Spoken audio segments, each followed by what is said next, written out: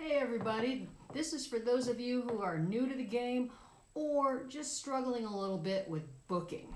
How do you get that first gig? Well, I'll tell you what's worked for me.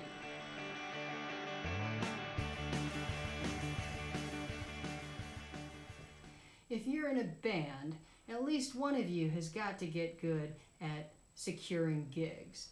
I don't know too many people that enjoy this aspect of being a musician, but it's really important to get good at this skill for longevity's sake. Before you contact the venue, you need to be ready to answer questions that venue will have for you. In other words, you need to be ready to explain to them why your band is the best band that they could possibly ever want to hire. For starters, have a demo. So either an audio file that is loaded online or a live video of your band performing. These sorts of things you can link to and have them easily go there to see what you're all about. Then do your research. Which venues actually book your genre? I mean, there are art spaces, bars, coffee shops, community centers looking for live music. Find out what sorts of music they're actually booking currently and know whether you're a right fit before you even contact them. Once you've ID'd a few places, do some online research.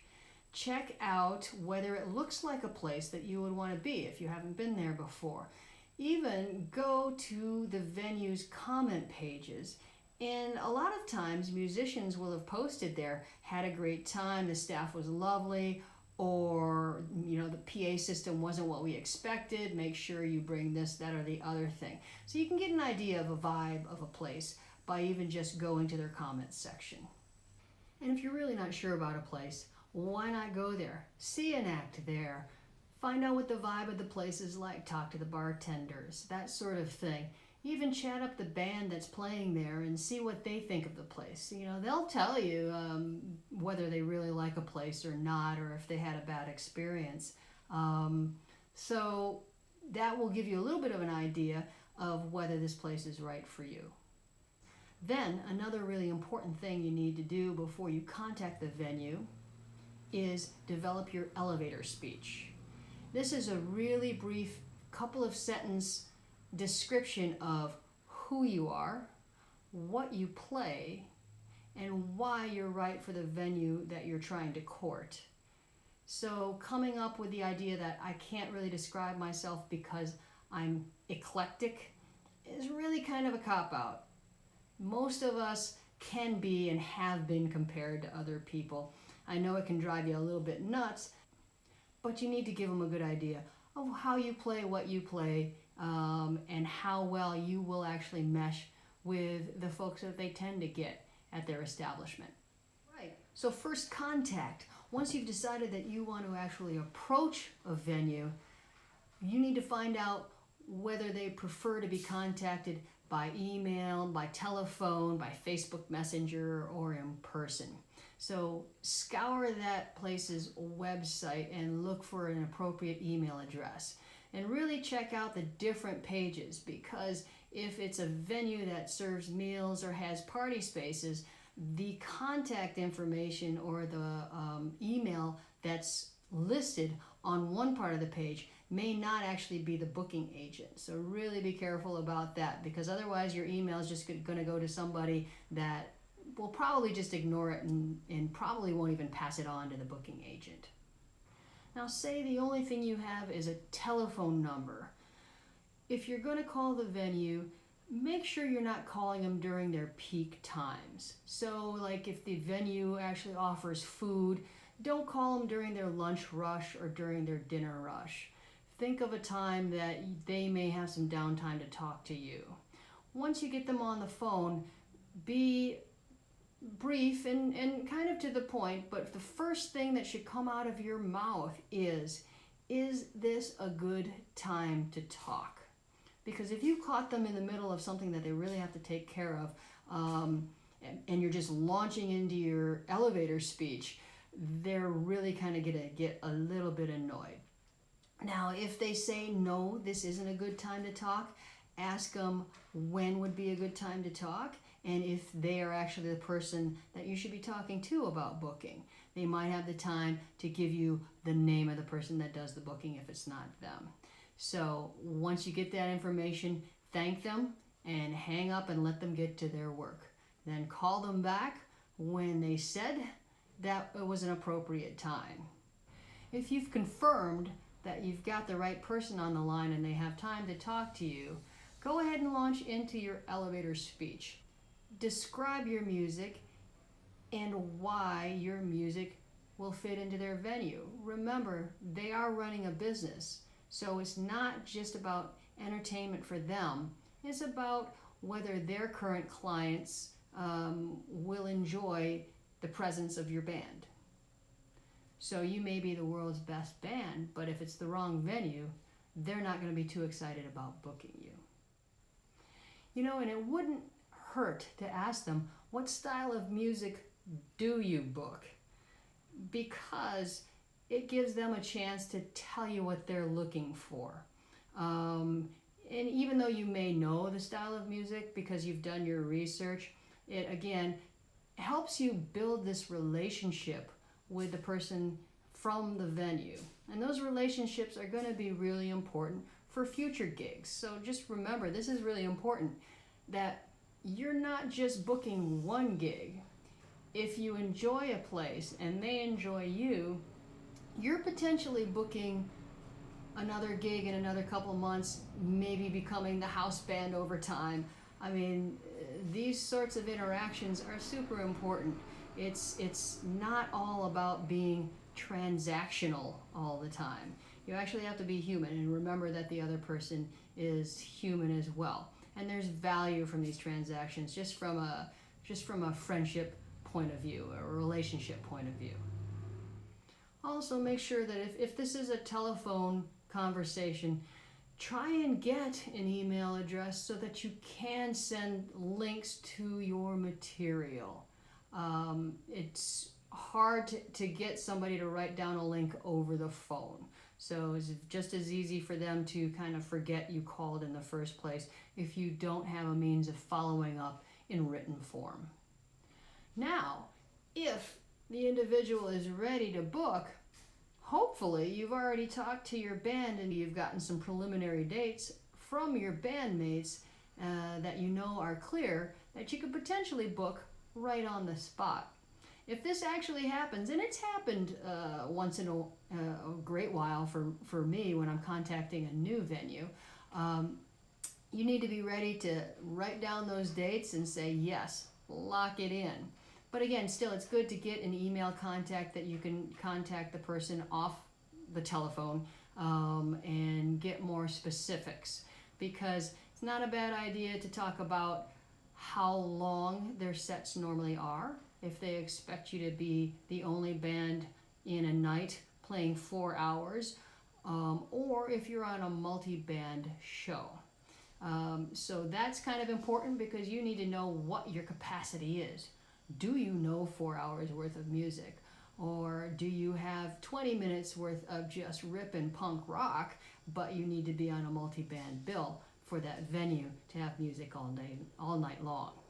So those couple of things are very important. The other thing you can find out sooner rather than later is, do they have a PA system and a sound engineer? If they don't and you have to provide it, if you're starting to talk about how much the guarantee is, if there is a guarantee, you need to fold the cost of that PA system and sound engineer into your budget when you're talking to them about how much they are willing to pay the band. A lot of places will have partial PA systems where they have the house PA, the monitors, but everything in front of the mixing board, including the mics and mic stands, you have to bring yourself. So you really, when somebody says they have a PA system, really kind of nail that down so that you don't show up to the venue and you have no way to reinforce sound out into the audience. Now, if you're contacting somebody by email or Facebook Messenger, it's a little bit easier to get your elevator speech written down, nicely and sent in there. But make sure that at the very forefront of your email that you're identifying what you're asking. Make sure that you have got in the subject line that you're requesting booking for a specific band. And then right from the get-go, that 2 or 3 sentence elevator speech needs to be super brief so that you don't lose their attention. Make sure that you put those links to your audio and your video demos somewhere early on in the email so that they can be easily checked out. Then is the waiting game. So if you do send a message or an email, how long do you wait? I normally give a venue about a week to respond, and if they don't respond, I'll send a follow-up email and just forward the previous email to them again with a short blurb saying, just following up, I sent this email earlier, interested in booking, hope that you may be able to get back to me soon. Don't get testy or rude or anything like that. Things happen. A lot of times these booking emails have a lot of different people looking through them, so an email will appear read, but it might not be read by the right person. So it doesn't hurt to re-ping somebody, but not like the very next day. I usually send my emails on Tuesdays because if you send them on Fridays, that's really when their business is ramping up, and that's not usually when they're sitting at their computer doing their administrative stuff. So I like to send my emails somewhere between Monday and Wednesday because that's generally when they're addressing these sorts of things. If you do get them to respond back and they are interested in booking you, it's not too early to ask them about their PA system, their setup, whether they're looking for a multiple band sort of show that night or whether they want you to cover the whole night. Also, doesn't hurt to find out the name of the sound engineer that might be there that night, whether there's going to be a cover, whether there's going to be a guarantee, because you're going to need to promote this show. And so guess what? You may be putting out flyers of your own. So hopefully somebody in your band is really good with graphic arts and can put together a really cool flyer. But that sort of information, time of start, time of finish, the cover, if there is any, all needs to be on there. And so telling them that you're going to get a flyer to them, a month before the show so that they can hang it up in the venue if they don't cover that stuff themselves, is a really good way to show that you're responsible and that you're actively involved in promoting this show.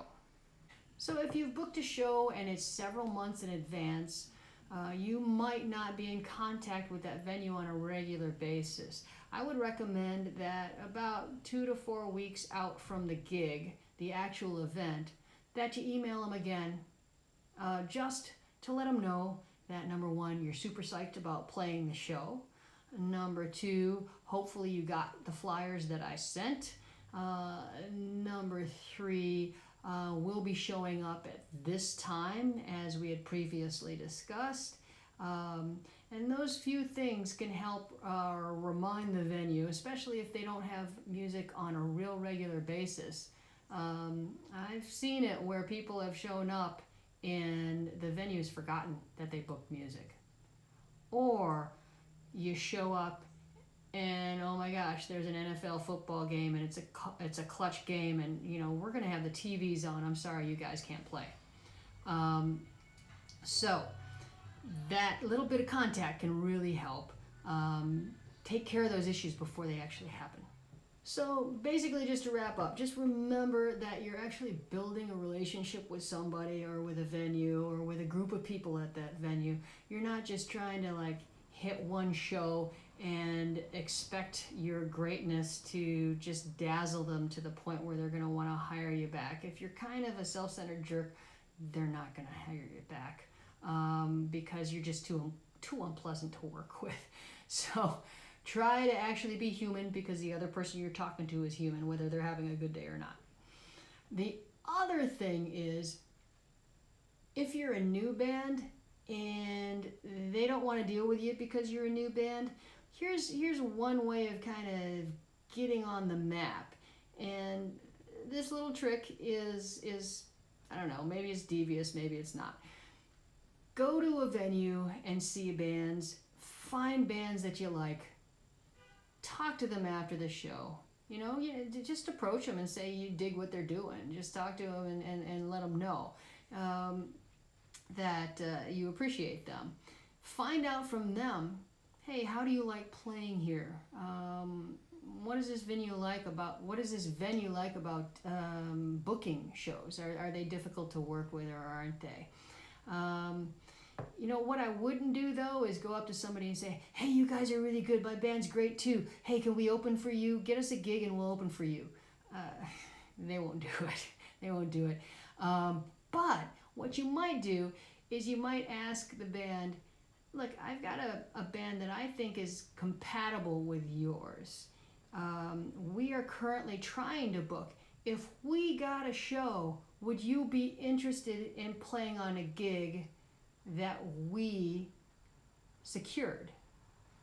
So this way, you're not just trying to ride their coattails and having them do all the work. You're actually doing the booking work.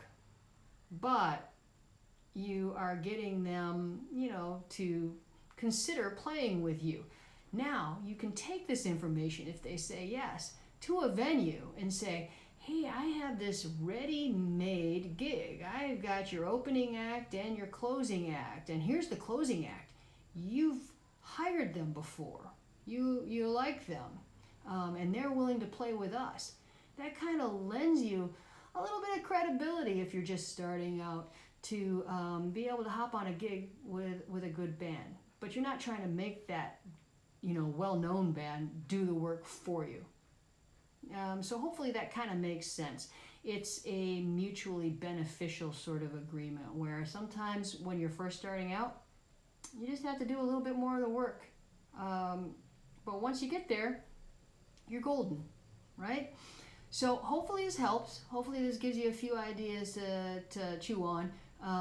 And I would just say good luck in getting your next gig.